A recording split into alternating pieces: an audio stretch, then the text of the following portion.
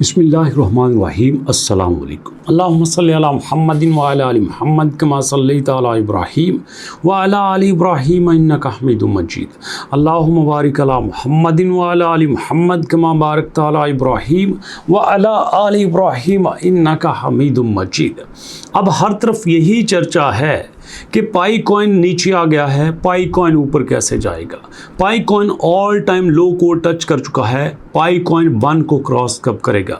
पाई के साथ ऐसी कौन सी दुर्घटना हो गई है जो कि पाई अब ज़मीन के साथ लग चुका है, पाई ऊपर क्यों नहीं जा रहा। तो यहीं पे दोस्तों हमें कुछ अपडेट्स मिलती है कि पाई ने अपने प्रोटोकॉल्स को अपग्रेड कर लिया है, अब जिसकी वजह से चांसेस हैं कि इसकी वैल्यू ऊपर जा सकती है। अब सवाल ये पैदा होता है कि ये प्रोटोकॉल क्या चीज़ है, इनको अपग्रेड करने का पर्पज़ क्या है। ये सारी टेक्निकल बातें हैं और मैं चाहूँगा कि बड़े ही आसान शब्दों में आपके साथ शेयर कर सकूँ। तो यहाँ पे दोस्तों स्टेलर प्रोटोकॉल 23 अपग्रेड में बेनिफिट पाई कॉइन वैल्यू, यहाँ पे एक्चुअली पाई के सेगमेंट्स बनाए गए हैं। आपको पता है कि पाई सेगमेंट्स में काम करता है, इसका प्रोटोकॉल ही ऐसा है, इसका तरीकाकार ही ऐसा है। असल में जब एक इवेंट अकर होता है, जब कुछ एक टास्क पूरा हो जाता है तो उसी के साथ ऑटोमेटिक दूसरा टास्क अपने आप एक्टिव हो जाता है, और जब दूसरा टास्क पूरा हो जाता है तो उसके बाद फौरन ही तीसरा टास्क एक्टिव हो जाता है। और इसी सिस्टम में दोस्तों कंसेंसस प्रोटोकॉल ही ऐसे डिज़ाइन किए जाते हैं कि इनको करने के लिए कोई मैनुअल ट्रिगर आपको ना करना पड़े, सारा कुछ अपने आप हो जाए। तो इसी सिलसिले में पाई ने अपने प्रोटोकॉल्स को अपग्रेड किया है, जिसकी बिना पर यह कहा जा सकता है कि इसकी परफॉर्मेंस अब पहले से बेहतर हो जाएगी और हमें इसकी वैल्यू में भी कुछ इजाफा देखने को मिलेगा। जी हाँ दोस्तों, और उसके बाद दूसरी न्यूज़ ये है कि पाई नेटवर्क ने एआई के सेक्टर में भी काफ़ी ज़्यादा इन्वेस्टमेंट की है, जिसके बिना पे ये कहा जा सकता है कि रियल वर्ल्ड में अब पाई की यूटिलाइजेशन हो जाएगी, जिस बिना पे इसकी वैल्यू में इजाफा देखने को मिलेगा। अब सवाल ये पैदा होता है कि एआई सेक्टर में जो पाई ने $20 मिलियन की इन्वेस्टमेंट की है वो किसके बिहाफ पे की है। जी दोस्तों, मैं पहले ही वीडियो में बता चुका हूं कि ओपन माइंड की ऑर्गेनाइजेशन के साथ मिलके पाई ने एआई की फील्ड में इन्वेस्टमेंट किया है। जैसा कि आपको पता है कि पाई ने एक बार अपने ब्लॉग में कहा था 14 मई 2025 को कि पाई नेटवर्क वेंचर्स 100 मिलियन की इन्वेस्टमेंट कर रहा है स्टार्टअप्स में, और ये हर उस स्टार्टअप्स में इन्वेस्टमेंट करेंगे जिसमें पाई को लगेगा कि इसमें फ़ायदा हो सकता है। और अब दोस्तों ओपन माइंड के साथ मिलके पाई ने $20 मिलियन की इन्वेस्टमेंट की है एआई के अंदर, और जो कि रियल वर्ल्ड में यूज़ होगा। इसकी छोटी सी आपको एग्जांपल दे देता हूं। आप पूछेंगे सर एआई में कैसे यूटिलाइजेशन हो सकती है, एआई का ताल्लुक हमारी वैल्यू से क्या हो सकता है। अभी जो हमारी वैल्यू 0.3 पे चल रही है, क्या एआई इसको ऊपर लेके जा सकता है। दोस्तों इसका सिंपल सा तरीका आपको बताता हूँ।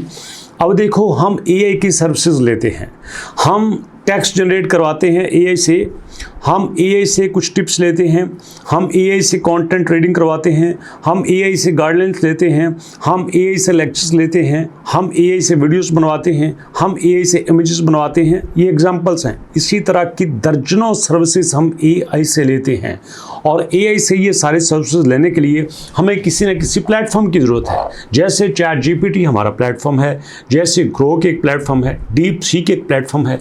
तो ये सारे एआई की सर्विसेज आपको देते हैं। और बिल्कुल इसी तरह से पाई ने ओपन माइंड के साथ मिलके $20 मिलियन की इन्वेस्टमेंट की है कि ऐसी ही सर्विसेज में हमारा भी नाम होना चाहिए। मतलब जब अभी हम पेड सर्विसेज लेते हैं, फ़र्ज़ कर लो आप चैट जीपीटी का पेड वर्जन यूज़ करते हो, तो भैया उसके लिए जब आपने पेड वर्जन लेना है तो आपने पैसा तो देना है ना, सर्विसेज लेनी है, पैसा तो देना है, और पैसा आपने वो देना है जिस करेंसी को वो सिलेक्ट करते हो, वो यूज़ करते हो, वो एक्सेप्ट करते हो।